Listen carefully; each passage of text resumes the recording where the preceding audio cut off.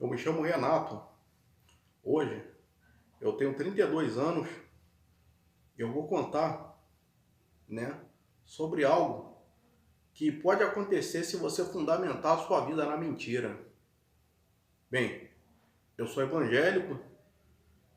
Há muito tempo eu e minha esposa frequentamos essa igreja.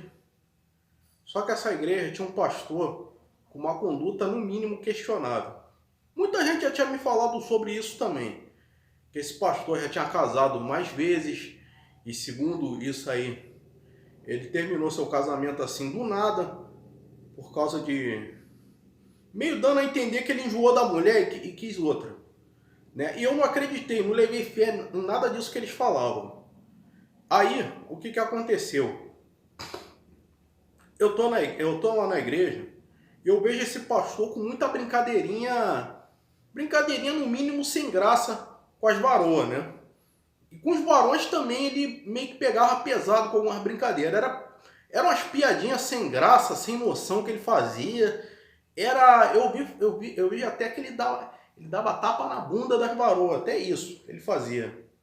E eu achei aquilo no mínimo questionável. Eu cheguei pra ele e falei, o que tua mulher vai pensar de tu ver isso aí? Não, minha mulher não liga não, eu também faço com ela. Com ela é uma coisa, agora com as outras irmãs é no mínimo questionável. Você acha que tá certo isso aí? Aí eu falo, não, quem sabe da minha vida sou eu. E ele queria porque queria achar um jeito de dizer que o que ele estava fazendo era certo, né? E aí ele estava tendo outras condutas muito, mas muito assim questionável. Até que um dia ele está pregando, aí levanta uma senhora, aquela senhora mesmo do círculo de oração que sapateia, que rodopia. E ele também era desse jeito, ele sapateava, rodopiava, pulava, mas consagrar que é bom não há nada. Eu não ouvia falar que ele ia para monte, que ele fazia jejum, ele não fazia nada disso. E essa irmãzinha botou o dedo na cara dele enquanto ele pregava e falou: vigia, porque seu tempo está acabando. Aí na mesma hora ele mandou essa senhora calar a boca. E aí eu comecei no outro dia a notar que o pastor chegava meio atrasado na igreja. O culto começava às 7 horas, ele estava chegando às 7h10, 7h15, sendo que em outras oportunidades ele chegava bem cedo ali para começar o culto. E eu via que ele também tinha mania de atender as varoas sozinho, coisa que era no mínimo questionável. Ele não levava a esposa, para atender as varoas sozinha, né? Ele não fazia nada disso. Ele tinha a mania de ter amizade profunda com as mulheres, sendo que você, quando é amigo de uma mulher casada, você tem que ser amigo dela e do marido, só que ele não fazia assim. E eu via muita conduta questionável dele, né? Muita brincadeirinha sem vergonha, brincadeirinha saliente, coisa que eu não tolerava essa atitude não. Aí tudo bem. Aí um dia, tá lá o culto rolando, isso era uma quarta-feira à noite, e me entra na igreja uma mulher vestida assim, assim, toda promíscua, toda indecente para estar na igreja. De top, de cropped, de shortinho, desculpa o termo. Aí, chega lá, vai em cima do altar e começa a disparar um monte de coisa. Esse safado sem vergonha aí, tá aí pregando a palavra de Deus, mas vai lá todo dia fazer aquilo, né, que vocês sabem. Aí, ele tá aí, ele era casado já, tinha 3 filhas, né, e botou o dedo na cara dele e falou, esse safado ainda, apesar de ir pra lá, ficar pegando mulher, sendo casado, ele vai lá e ainda deve os outros. Ele já deve a 3 meninas. Aí no início ninguém acreditou, todo mundo achou que aquilo ali era um demônio, era alguém querendo envergonhar ele, mas não. Eu queria que isso fosse mentira, mas não era não. No domingo, uma outra mulher, dessa vez Outra quenga vai lá, desculpa o termo, né? E faz a mesma coisa. Faltou pouco ela quebrar a igreja. Porque falou isso, ó. Eu respeito a casa de Deus, mas esse safado aí tá aí me devendo. Pasme, ele devia R$ 2.000 de programa para cada garota lá. Que dava um total aí de 6, 7 mil reais. Por aí. E elas não eram de luxo, não. Eram mulheres, assim, que não cobravam. É porque ele ia muitas vezes lá. Só que ele fazia afiado, né? E era um homem bem financeiramente, não pagava. Aí o que aconteceu? Chegava um dia, eu começo a ver ele entrar na igreja, a esposa não tá mais.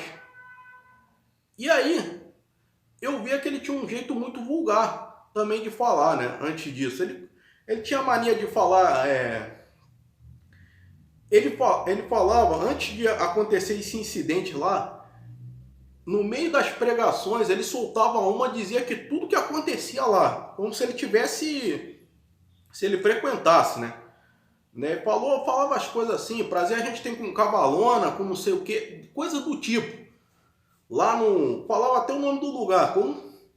E aí eu falei, não, isso aí tem. Como é que o cara sabe de tudo isso, sendo que, segundo ele, diz que não frequenta lá. Mas ele frequentava assim. A máscara caiu. E o que aconteceu? Ele, hoje em dia, as redes sociais dele estão exclusas, melhor dizendo, ele fugiu. Fugiu lá para a Europa, onde ele tem uma congregação. Ele fugiu para não ser pego, porque eu soube falar que ele engravidou uma garota de 16 anos, que ele me molestou, e os pais dela estão furiosos atrás dele. Os pais dela são membros também da igreja. Falavam, ó, ele fez a minha filha, e se eu acho, tomara que eu não acho ele, porque eu vou até o inferno achar ele. Falavam com essas palavras mesmo. Eu sempre falava, ó, não faz isso não, que isso aí vai prejudicar a sua vida espiritual. Hoje em dia, outro pastor assumiu essa igreja. Ele antes nem deu aviso que estava deixando a igreja, não falou nada, deixou a comissão lá de cima da igreja sem saber nada. Ele abandonou o ministério para dizer a verdade. Fugido porque ele fez essa cagada aí de ter e essa não foi a primeira não. Eu soube que ele fez outras coisas, que ele já agrediu mulher, já fez não sei o que, e tava aí com a ficha suja. Pastor cuidando de ovelha, mas com ficha suja, tudo alicerçado em mentira.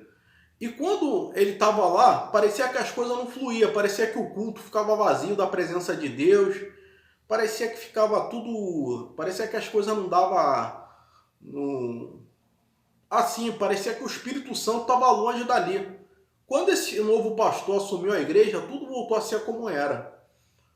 A presença de Deus brota lá, esse homem é um homem de Deus,